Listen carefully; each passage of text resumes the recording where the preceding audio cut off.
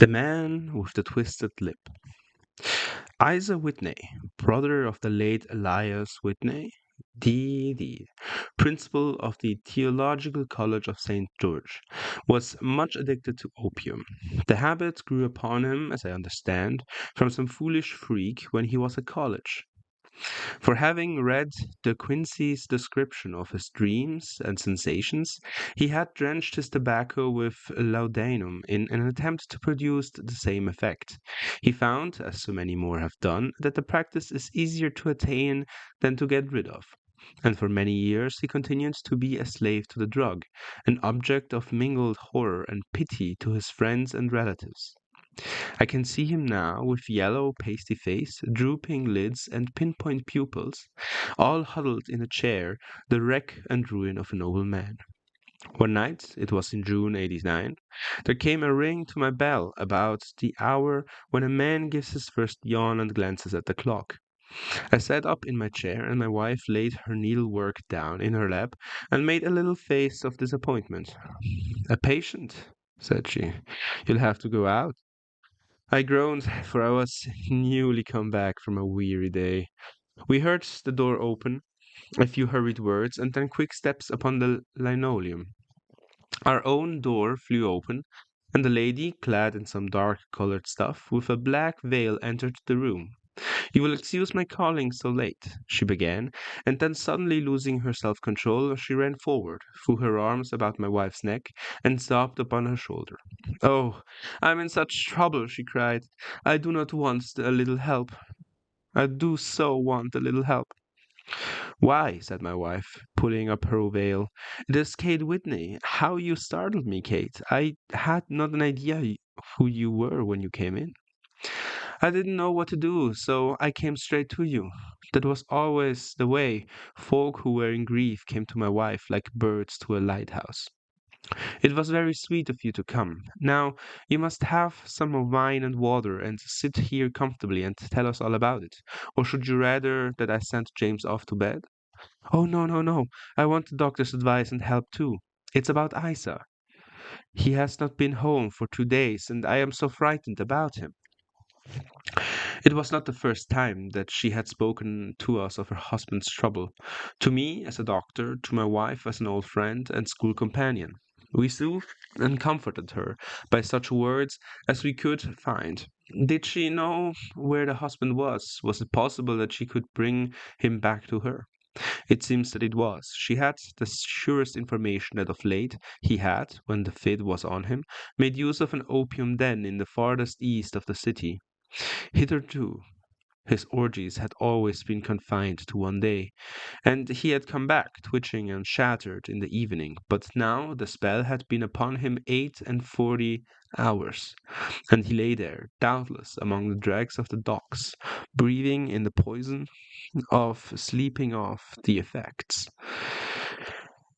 Where he was to be found, she has sure of it, and the bar of gold in Upper Swandam Lane. But that what was she to do? How could she, a young and timid woman, make her way into such a place, and pluck her husband out from among the ruffians who surrounded him? There was the case, and of course there was but one way out of it. Might I not escort her to this place? And then, as a second thought, why should I come in at all? I was Isa Whitney's medical adviser, and such I had influence over him. I could manage it better if I were alone. I promised her on my word that I would send him home in a cab within 2 hours, if he were indeed at the address which she had given me. And so, in 10 minutes, I had left my armchair and cheery sitting room behind me, and was speeding eastward in a hansom on a strange errand, as I seemed to me at the time, though the future only could show how strange it was to be. But there was no great difficulty in the first stage of my adventure.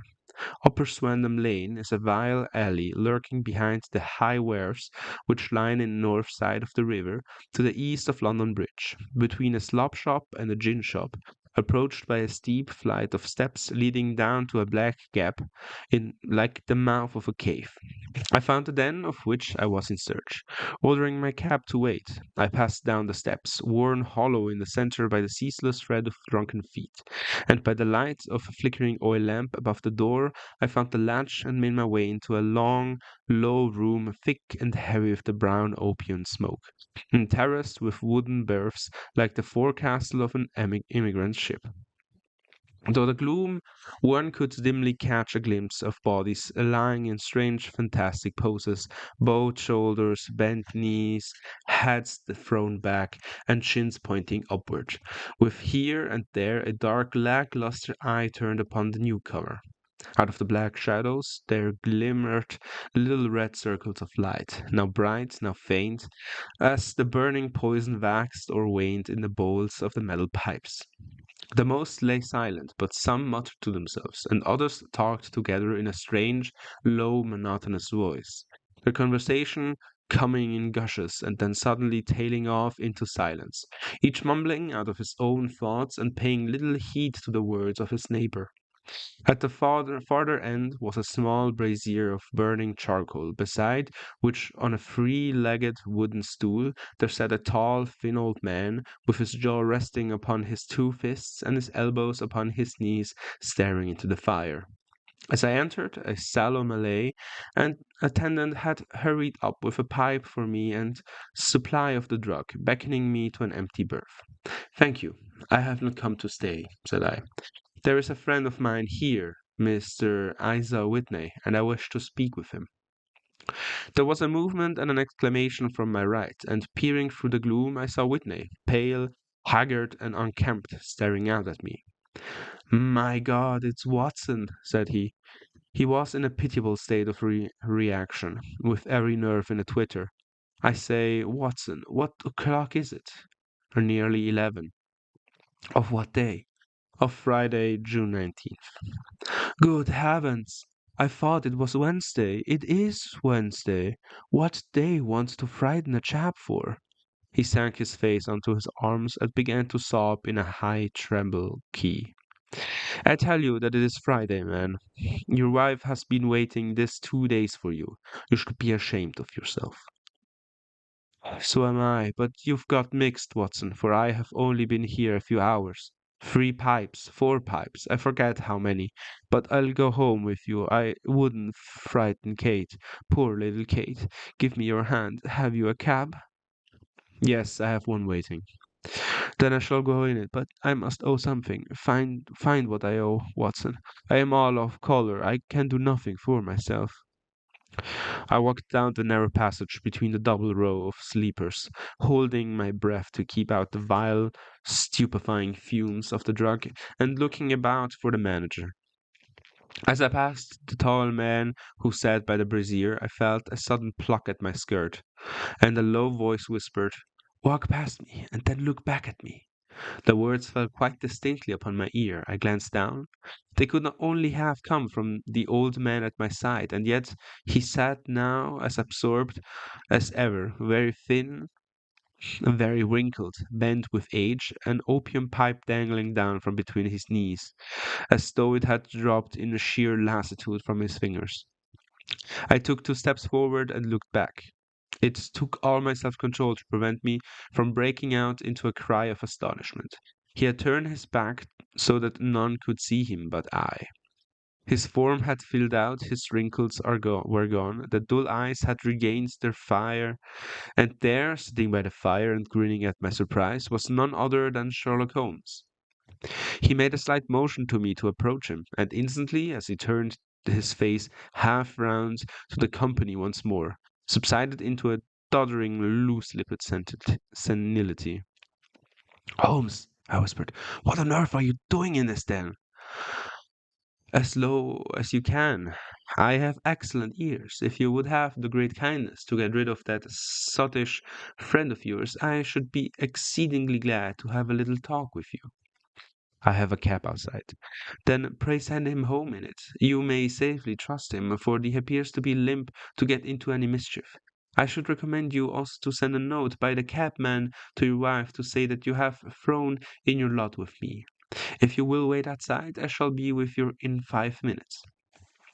It was difficult to refuse any of Sherlock Holmes' requests, for they were always so exceedingly definite, and put forward with such a quiet air of mastery. I felt, however, that when Whitney was once confined in the cab, my mission was practically accomplished. For the rest, I could not wish anything better than to be associated with my friend in one of those singular adventures which were the normal condition of his existence.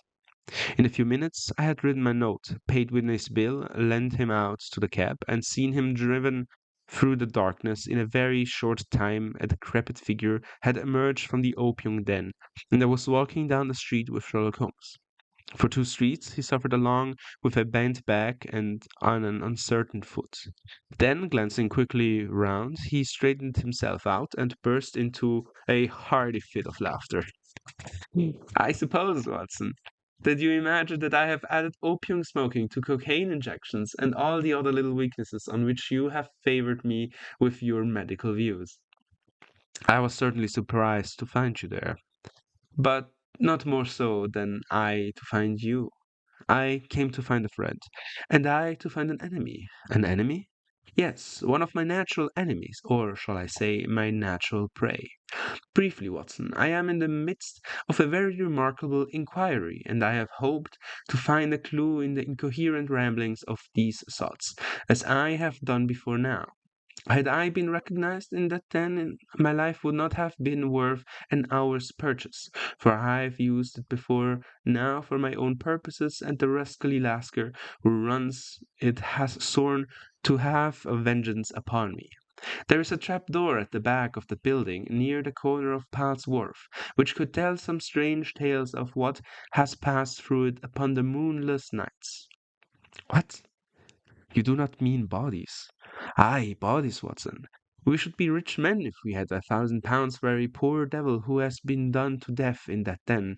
It is the vilest murder trap on the whole riverside, and I fear that Neville St. Clair has entered it never to leave it more. But our trap should be here. He put his 2 forefingers between his teeth and whistled shrilly, a signal which was answered by a similar whistle from the distance, followed shortly by the rattle of wheels and the clink of horses' hoofs. "Now, Watson," said Holmes. A tall dog cart dashed up through the gloom, throwing out 2 golden tunnels of yellow light from its side lanterns. "You'll come with me, won't you? If I can be of use." "Oh, a trusty comrade is always of use, and a chronicler still more so. My room at the Cedars is a double-bedded one." "The Cedars?" "Yes, it is Mr. St. Clair's house. I am staying there while I conduct the inquiry." "Where is it, then?" "Near Lee in Kent. We have a 7 mile driven before us." "But I am all in the dark." "Of course you are. You'll know all about it presently. Jump up here. All right, John. We shall not need you. Here's half-a-crown. Look out for me tomorrow about 11. Give her head so long, then." He flicked the horse with his lip, and we dashed away through the endless succession of sombre and deserted streets, which widened gradually until we were flying across a broad, balustraded bridge with the murky river flowing sluggishly beneath us. Beyond lay another dull wilderness of bricks and mortar, its silence broken only by the heavy, regular footfall of the policeman, who, the songs and shouts of some belated party of revellers. A dull wreck was drifting slowly across the sky, and a star or two twinkled dimly here and there through the rifts of the clouds. Holmes drove in silence, with his head sunk upon his breast, and the air of a man who is lost in thought, while I sat beside him, curious to learn what this new quest might be which seemed to tax his powers so sorely, and yet afraid to break it upon the current of his thoughts. We had driven several miles, and were beginning to get to the fringe of the belt of suburban villas, when he shook himself, shrugged his shoulders, and lit up his pipe with the air of a man who has satisfied himself that he is acting for the best. "You have a grand gift of silence, Watson," said he. "It makes you quite invaluable as a companion. Upon my word, it is a great thing for me to have someone to talk to, for my own thoughts are not over pleasant. I was wondering what I should say to this dear little woman tonight when she meets me at the door. You forget that I know nothing about it. I shall just have time to tell you for the facts of the case before we get to Lee. It seems absurdly simple, and yet somehow I can get nothing to go upon. There's plenty of thread, no doubt, but I can get the end of it into my hands. Now I'll state the case clearly and concisely to you, Watson, and maybe you can see a spark where all is dark to me. Proceed then, please. Some years ago, to be definite, in May 1884, there came to Lee a gentleman, Neville St. Clair by name, who appeared to have plenty of money. He took a large villa, laid out the grounds very nicely, and lived generally in good style. By degrees he made friends in the neighborhood, and in 1887 he married the daughter of a local brewer, by whom he now has two children. He had no occupation, but was interested in several companies and went into town as a rule in the morning, returning by the 5:14 from Cannon Street every night. Mr. Sinclair is now 37 years of age, is a man of temperate habits, a good husband, a very affectionate father, and a man who is popular with all who know him. I may add that his whole debts at the present moment, as far as we have been able to ascertain, amounts to £88 and 10 shillings, where he has two £20 standing to his credit in the Capital and Counties Bank. There is no reason, therefore, to think that money troubles have been weighing upon his mind. Last Monday, Mr. Neville St. Clair went into town rather earlier than usual, remarking before he started that he had two important commissions to perform, and that he would bring his little boy home a box of bricks. Now, by the merest chance, his wife received a telegram upon his name this same Monday, very shortly after his departure, to the effect that a small parcel of considerable value, which she had been expecting, was waiting for her at the offices of the Aberdeen Shipping Company. Now, if you are well up in London, you will know that the office of the company is in Fresno Street, which branches out of Upper Swandam Lane, where you found me tonight. Miss St. Clair had her lunch, started to the city, did some shopping, proceeded to the company's office, got her packet, and found herself at exactly 4:35, walking through Swanton Lane on her way back to the station. Have you followed me so far? It seems very clear. If you remember, Monday was an exceedingly hot day, and Miss St. Clair walked slowly, glancing about in the hope of seeing a cab, as she did not like the neighborhood in which she found herself. While she was walking in this way down Swandam Lane, she suddenly heard an ejaculation or cry, and was struck cold to see her husband looking down at her, and, as it seemed to her, beckoning of her from a second-floor window. The window was open, and she distinctly saw his face, which she describes as being terribly agitated. He waved his hands frantically to her, and then vanished from the window so suddenly that it seemed to her that he had been plucked back by some irresistible force from behind. One singular point which struck her quick feminine eye was that although he wore some dark coat such as he had started to town in, he had on neither collar nor necktie. Convinced that something was amiss with him, she rushed down the steps, for the house was none other than the opium den in which you found me tonight, and running through the front room, she attempted to ascend the stairs which led to the first floor. At the foot of the stairs, however, she met this Lascar scoundrel of whom I have spoken, who thrust her back, and, aided by a Dane, who acts an assistant there, pushed her out into the street. Filled with the most maddening doubts and fears, she rushed down the lane, and, by rare good fortune, met in Fresno Street a number of constables with an inspector, all of their way in their beat. The inspector and two men accompanied her back, and in spite of continued resistance of the proprietor, they made their way to the room in which Mr. St. Clair had last been seen. There was no sign of him there. In fact, in the whole of the floor there was no one to be found save a crippled wretch of hideous aspects, who, it seems, made his home there. Both he and the Lascar stoutly swore that no one else had been in the front room during the afternoon. So determined was their denial that the inspector was staggered and had almost come to believe that Mistress St. Clair had been deluded when with a cry she sprang at a small deal box which lay upon the table and tore the lid from it. Out there fell a cascade of children's bricks. It was the toy which she had promised to bring home. This discovery and the evident confusion which the cripple showed made the inspector realize that the matter was serious. The rooms were carefully examined, and results all pointed to an abominable crime.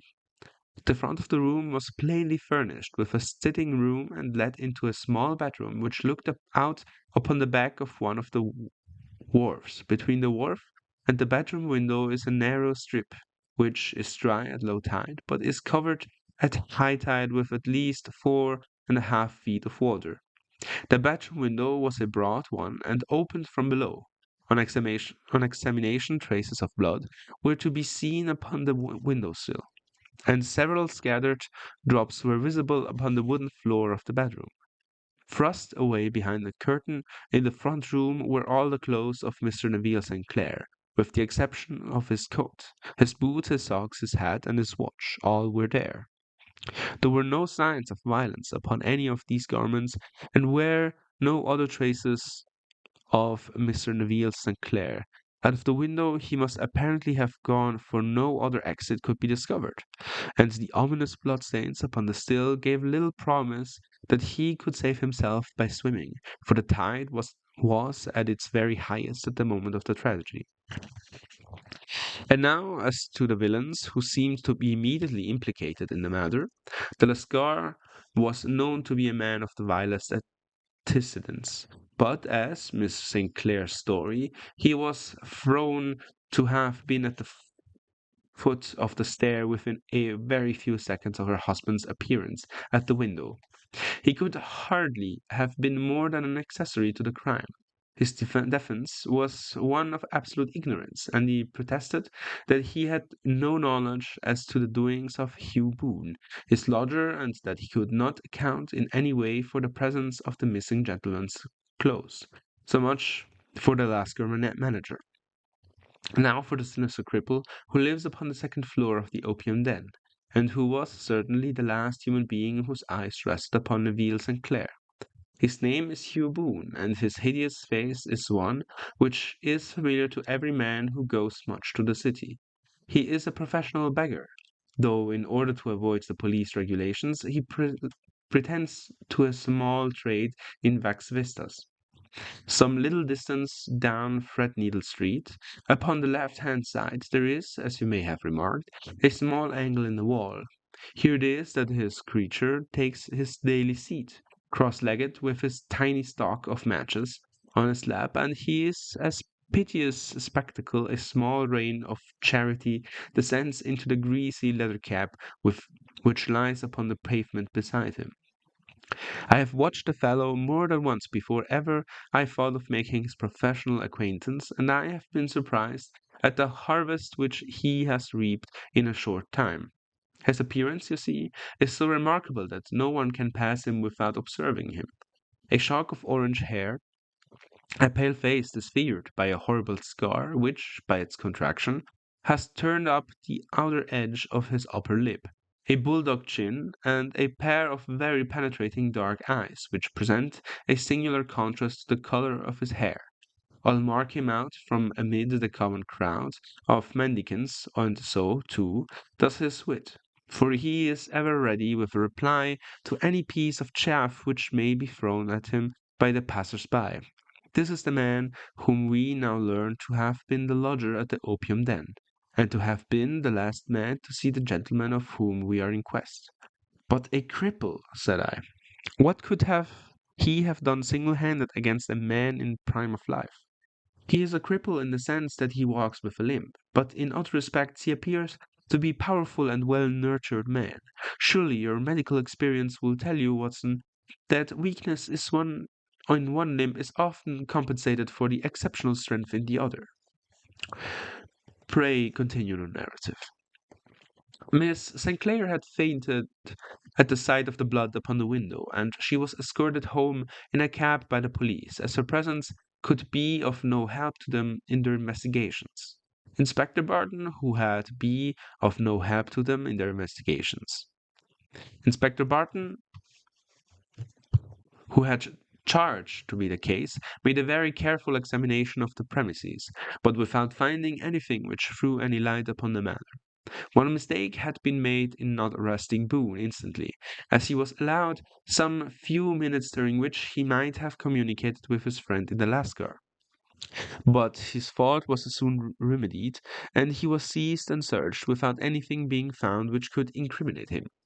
There were, it is true, some bloodstains upon his right shirt sleeves, but he pointed to his ring finger, which had been cut near the nail, and explained that the bleeding came from there, adding that he had been in the window not long before, and that the stains which had been observed there came doubtless from the same source. He denied strenuously having ever seen Mr. Neville St. Clair, and swore that the presence of the clothes in his room was as much a mystery to him as to the police. As to Miss St. Clair, assertions that he had actually seen her husband at the window, he declared that she must have been either mad or dreaming. He was removed, loudly protesting, to the police station, and while the inspector remained upon the premises in the hope that the ebbing tide might afford some fresh clue.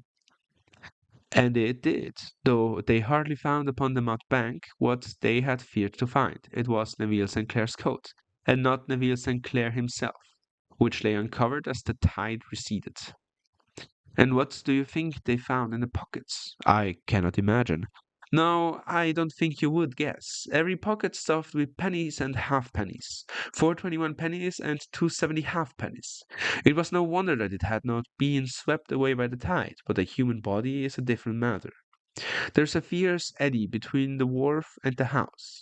It seemed likely enough that the weight coat had remained when the stripped body had been sucked away into the river. But I understand that all the other clothes were found in the room. Would the body be dressed in a coat alone? No, sir, but the facts might be met speculatively enough. Suppose that this man Boone had thrust Neville St. Clair's through the window. There's no human eye which could have seen the deed. What would he do then? It would, of course, instantly strike him, as he must get rid of the telltale garments. He would seize the coats then and be in the act of throwing it out, when it would occur to him that it would swim and not sink. He has little time, for he has heard the scuffle downstairs when the wife tried to force her way up, and perhaps he had already heard from his Lascar confederate that the police are hurrying up the street. There is not an instant to be lost.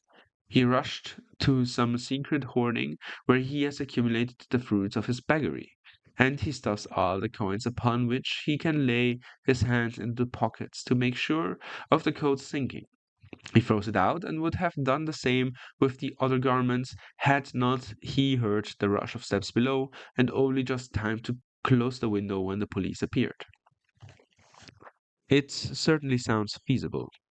Well, we'll take it as a working hypothesis for want of a better. Boone, as I have told you, was arrested and taken to the station, but it could not be shown that there had ever been before anything against him. He had for years been known as a professional beggar, but his life appeared to have been a very quiet and innocent one. There the matter stands at present, and the questions which have to be solved. What Neville St. Clair was doing at the opium den? What happened to him? When there, where is he now? And what Hugh Boone had to do with his disappearance? Are all as far from a solution as ever. I confess that I cannot recall any case, within my experience, which looked at the first glance so simple and yet which presented such difficulties. While Sherlock Holmes had been detailing his singular series of events, We had been whirling through the outskirts of the great town until the last straggling houses had been left behind, and we rattled along with a country hedge upon either side of us. Just as finished, however, we drove through two scattered villages where a few lights still glimmered in the windows. "We are on the outskirts of Lee," said my companion. "We have touched on three English counties, and our short drive, starting in Middlesex, passing over the angle of Surrey, and ending in Kent. See that line among the trees? That is the Cedars, and beside the lamp sits a woman whose anxious ears have already, I have little doubt, caught the clink of our horses' feet." "But why are you not conducting the case from Baker Street?" I asked. "Because there are many inquiries which must be made out here. Miss Sinclair has most kindly put her rooms at my disposal, and you may rest assured that she will have nothing but a welcome for my friend and colleague. I hate to meet her, Watson, when I have no news of her husband. Here we are. Whoa, whoa there!" We had pulled up in front of the large villa which stood within its own grounds. A stable boy had run out of the horse's head, and springing down, I followed Holmes up the small, winding gravel drive which led to the house. As we approached, the door flew open and a little blonde woman stood in the opening, clad in some sort of light mousseline de soie, with a touch of fluffy pink chiffon at her neck and wrists. She, she, she stood with her figure outlined against the flood of light, one hand upon the door, one half raised in her eagerness, her body slightly bent, her head and face protruded, with eager eyes and parted lips, a standing question. "Well?" she cried. "Well?"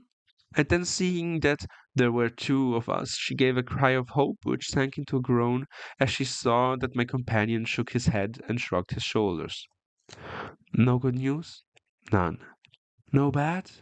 "No." "Thank God for that. But come in. You must be weary of you had a long day. This is my friend, Dr. Watson.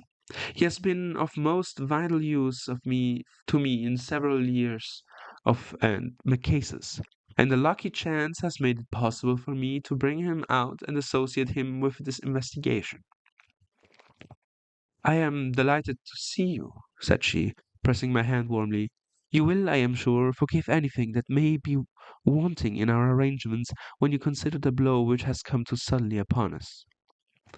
"My dear madam," said "I am an old campaigner, and if were not I can very well see that no apology is needed. If I can be of any assistance, either to you or your friend here, I shall be indeed happy." "Now, Miss Sherlock Holmes," said the lady, as we entered a well-lit dining room, upon the table of which a cold supper had been laid out, "I should very much like to ask you one or two plain questions, to which I beg that you will give a plain answer." "Certainly, madame." "Do not trouble about my feelings. I am not hysterical, nor given or fainting. I simply wish to hear your real opinion." "Upon what point? In your heart of hearts, do you think that Neville is alive?" Sherlock Holmes seemed to be embarrassed by the question. "Frankly, now," she repeated, standing upon the rock and looking keenly down at him as he leaned back in a basket chair. "Frankly, then, madame, I do not." "You think that he's dead?" "I do." "Murdered?" "Uh, I don't say that, perhaps." "And on what day did he meet his death?" "On Monday." "Then perhaps, Mr. Holmes, you will be good enough to explain how it is that I have received a letter from him today." Sherlock Holmes sprang out of his chair, and as if he had been galvanized. "What?" he roared. "Yes, today." She stood smiling, holding up a little slip of paper in the air. "May I see it?" "Certainly." He snatched it from her in his eagerness, and smoothing it out upon the table, he drew over the lamp and examined it intently. I had left my chair and was gazing at it over his shoulder. The envelope was a very coarse one, and was stamped with the Gravesend postmark and with the date of that very day, or rather of the day before, for it was considerably after midnight. Coarse writing, murmured Holmes. Surely this is not your husband's writing, madame. No, but the enclosure is. I perceive also that whoever addressed the envelope had to go inquire as to the address. How can you tell that? The name you see is in perfectly black ink, which has dried itself. The rest is of the grayish color, which shows that blotting paper has been used. If it had been writing straight off and then blotted, none would be of deep black shade. This man has written the name, and there has then been a pause before the wrote the address, which can only mean that he was not familiar with it. It is, of course, a trifle, but there is nothing so important as trifles. Let us now see the letter. Ha! There has been an enclosure here. Yes, there was a ring, his signet ring. And you are sure that this is your husband's hand? One of his hands. One? His hand, when he wrote hurriedly, is very unlike his usual writing, and yet I know it well. Dearest, do not be frightened. All will come well. There is a huge error which it may take some little time to rectify. Wait in patience. Neville. Written in pencil upon the fly leaf of a book, octavo size, and no watermark. Hmm. Posted today in the Gravesend by a man with a dirty thumb. Ha! And the flap has been gummed, if I am not very much in error, by a person who had been chewing tobacco. And you have no doubt that it is your husband's hand, madame? None. Neville wrote those words. And they were posted today at Gravesend. Well, Miss Sinclair, the clouds lighten, though I should not venture to say that the danger is over. But he must be alive, Mr. Holmes. Unless this is a clever forgery to put us on the wrong scent. The ring, after all, proves nothing. It may have been taken from him. No, no, it is his very own writing, I guarantee. Very well. It may, however, have been written on Monday and only posted today. That is possible. If so, much may have happened between. Oh, you must not discourage me, Mr. Holmes. I know that all is well with him. There is so keen a sympathy between us that I should know if evil came upon him. On the very day that I saw him last he cut himself in the bedroom, and yet I, in the dining room, rushed upstairs instantly, with the utmost certainty that something had happened. Do you think that I would respond to such a trifle and yet be ignorant of his death? I have seen too much not to know that the impressions of a woman may be more valuable than the conclusion of an analytical reasoner. And in this letter you certainly have a very strong piece of evidence to corroborate your view. But if your husband is alive and able to write letters, why should he remain away from you? I cannot imagine. It is unthinkable. And on Monday he made no remarks before leaving you. No. And you were surprised to see Miss Wondham Lane? Very much so. Was the window open? Yes. And then he might have called you. He might. He only, as I understand, gave you an inarticulate cry. Yes. A call for help, you thought. Yes, he waved his hands. But it might have been a cry of surprise. Astonishment at the unexpected sight of you might cause him to throw up his hands. It is possible. And you thought he was pulled back. He disappeared so suddenly. He might have leaped back. You did not see anyone else in the room? No, but his horrible man confessed to having been there, and the Lascar was at the foot of the stairs. Quite so. Your husband, as far as you could see, had his ordinary clothes on, but without his collar or tie. I distinctly saw his bare throat. Had he ever spoken of Swandam Lane? Never. Had he ever showed any signs of having taken opium? Never. Thank you, Miss Sinclair. Those are the principal points about which I had wished to absolutely clear. We shall now have a little supper, and then retire, for we may have a very busy day tomorrow. A large and comfortable double-bedded room had been placed at our disposal, and I was quickly between the sheets, for I was weary after my night of adventure. Sherlock Holmes was a man, however, who had, when he had an unsolved problem upon his mind, would go for days and even for a week without rest, turning it over, rearranging his facts, looking at it from every point of view until he had either fathomed it or convinced himself that his data were insufficient. It was soon evident to me that he was now preparing for an all-night sitting. He took off his coat and waistcoat, put on a large blue dressing gown, and then wandered about the room collecting pillows for his bed and cushions from the sofa and armchair. With these he constructed a sort of eastern divan, upon which he perched himself cross-legged, with an ounce of shag tobacco and a box of matches laid out in front of him.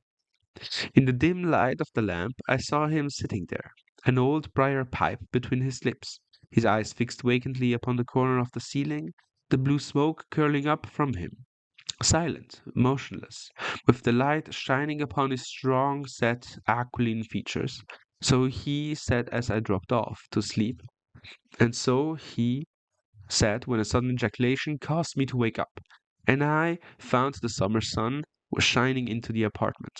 The pipe was still between his lips, the smoke still curled upwards, and the room was full of a dense tobacco haze, but nothing remained of the heap of shag which I had seen upon the previous night. Awake, Watson? Yes. Game for a morning drive? Certainly. Then dress. No one is stirring yet, but I know where the stable boy sleeps, and we shall soon have the trap out. He chuckled to himself as he spoke, and his eyes twinkled, and he seemed a different man to the sombre thinker of the previous night. As I dressed, I glanced at my watch. It was no wonder that no one was stirring. It was 25 minutes past 4. I had hardly finished when Holmes returned with the news that the boy was putting in the horse. I want to test a little theory of mine, said he, pulling on his boots.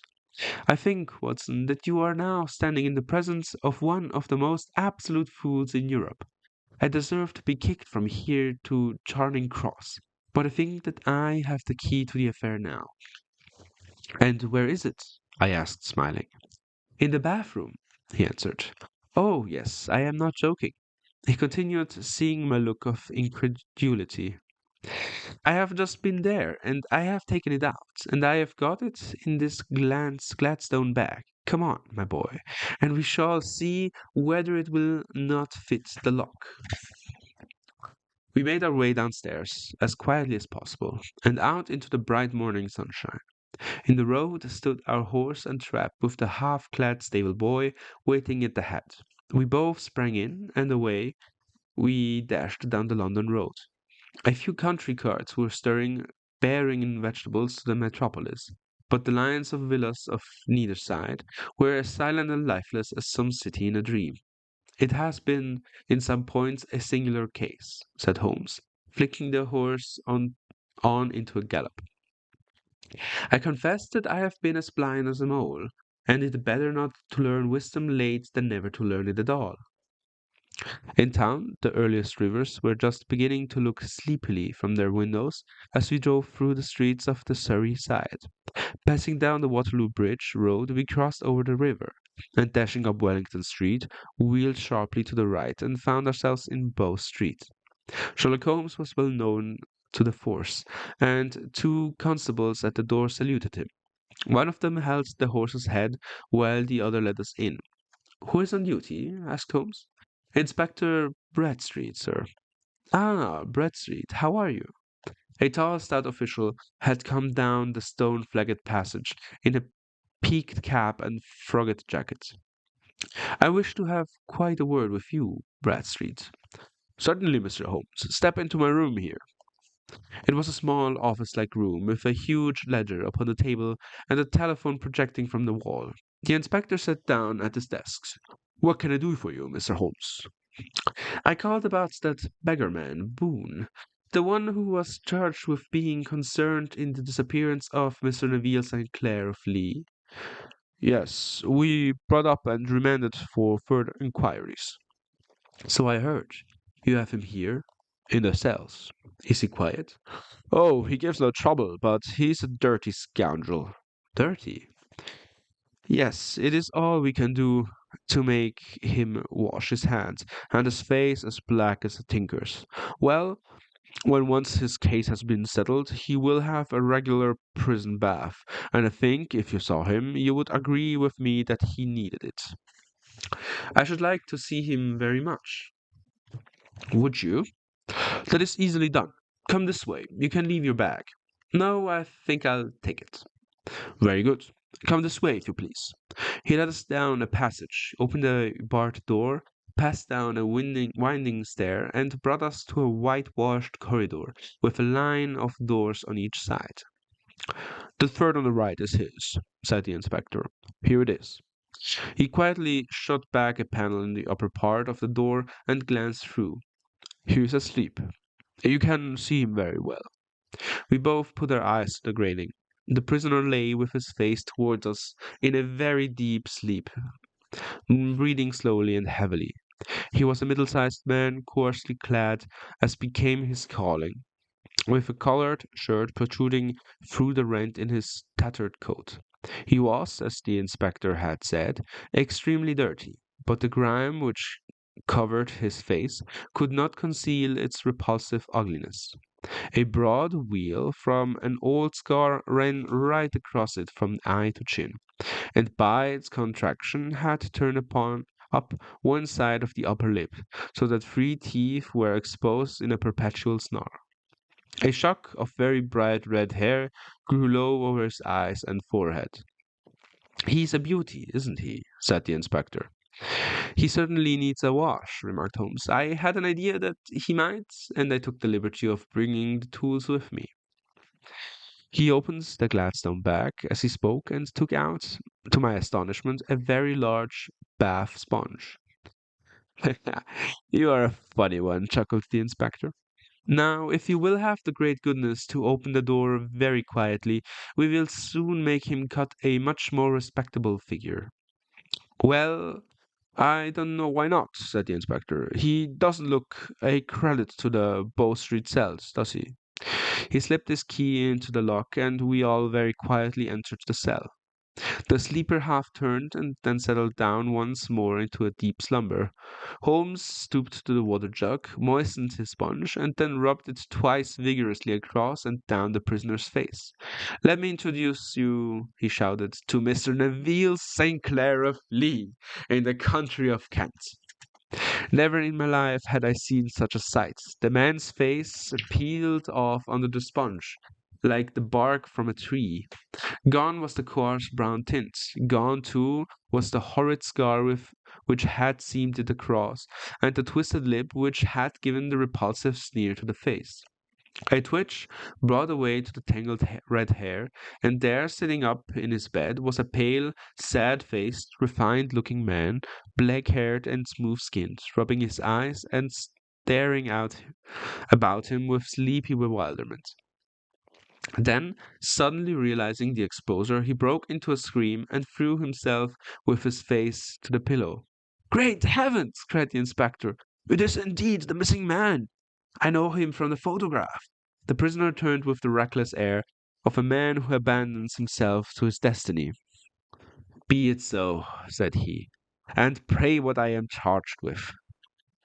"With making away with Mr. Neville, Saints." "Oh, chum, you can't be charged with that unless they make a case of attempted suicide of it," said the inspector with a grin.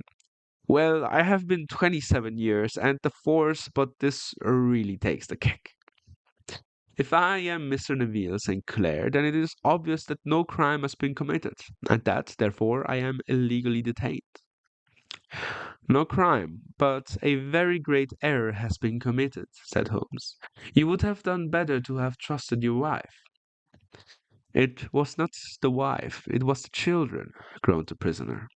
"God help me, I would not have them ashamed of their father. My God, what an exposure! What can I do?"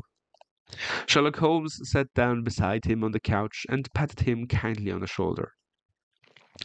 "If you leave it to a court of law to clear the matter up," said he, "of course you can hardly avoid publicity.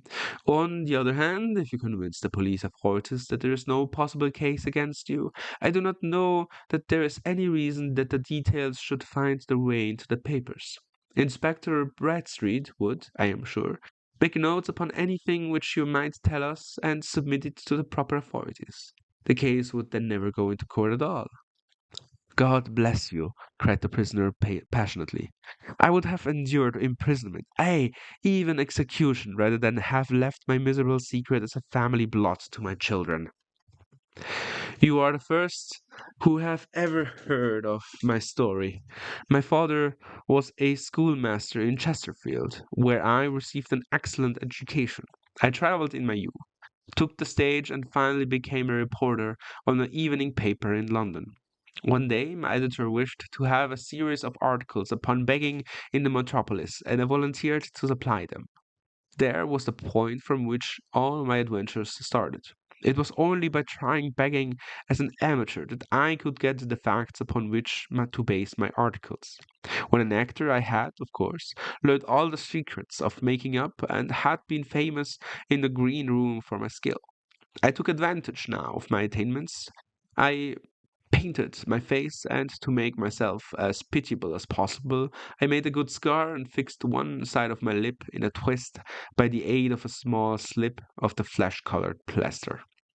Then, with a red head of hair and an appropriate dress, I took my station in the business part of the city, ostensibly as a match seller, but really as a beggar. For 7 hours I plied my trade, and when I returned home in the evening, I found to my surprise that I had received no less than 26 shillings and fourpence. I wrote my articles and threw little more of the matter until, some time later, I backed a bill for a friend and had a writ served upon me for £25. I was at my wits' end and where to get the money, but a sudden idea came to me. I begged a fortnight's grace from the creditor, asked for a holiday from my employers, and spent the time in begging in the city under my disguise. In 10 days I had the money and I had paid the debt. Well, you can imagine how hard it has to settle down the arduous work at £2 a week when I knew that I could earn as much in a day by smearing my face with a little paint, laying my cap on the ground, and sitting still. It was a long fight between my pride and my money. But the dollars won at last, and I threw up reporting and sat day after day in the corner which I had first chosen, inspiring pity by the ghastly face and filling my pockets with coppers. Only one man knew my secret. He was the keeper of the low den in which I used to lodge in Swandam Lane, where I could every morning emerge as a squalid beggar and in the evenings transform myself into a well-dressed man about town. This fellow, a Lascar, was well paid by me for his rooms, so that I knew that my secret was safe in the possession. Well, very soon I found that I was saving considerable sums of money. I do not mean that any beggar in the streets of London could earn £700 a year, which is less than my average takings, but I had exceptional advantages in my power of making up, and also in a facility of repartee, which improved by practice and made me quite a recognized character in the city. All day a stream of pennies, varied by silver, poured in upon me, and it was a very bad day in which I failed to take £2. As I grew richer, I grew more ambitious, took the house in the country, and eventually married, without anyone having a suspicion as to my real occupation. My dear wife knew that I had a business in the city, she little knew what. Last Monday I had finished for the day, and was dressing up my room above the opium den, when I looked out the window and saw, to my horror and astonishment, that my wife was standing in the street. With her eyes fixed full upon me, I gave a cry of surprise, threw up my arms to cover my face, and rushing to my confidant, the Lascar, entreated him to prevent anyone from coming up to me. I heard her voice downstairs, but I knew that she could not ascend. Swiftly, I threw off my clothes, pulled up on those of a beggar, and put on my pigments and wig. Even a wife's eyes could not pierce so complete a disguise. But then it occurred to me that there might be a search in the room, and that the clothes might betray me. I threw open the window, reopening by my violence a small cut which I had inflicted upon myself in the bedroom that morning. Then I seized my coat, which was weighed by the coppers which I had just transferred to it from the leather bag in which I carried my takings. I hurled it out the window, and I disappeared into the Thames. The other clothes would have followed, but at the moment there was a rush of constables up the stairs, and a few minutes after found, rather, I confess to my relief, that instead of being identified as Mr. Neville St. Clair, I was arrested as his murderer. I do not know that there is anything else for me to explain. I was determined to preserve my disguise as long as possible, and hence my preference for a dirty face. Knowing that my wife would be terribly anxious, I slipped off my ring and confined it to the Lascar at the moment when no constable was watching me, together with a hurried scrawl, telling her that she had no cause to fear. That note only reached her yesterday. That note only reached her yesterday, said Holmes. Good God, what a week she must have spent.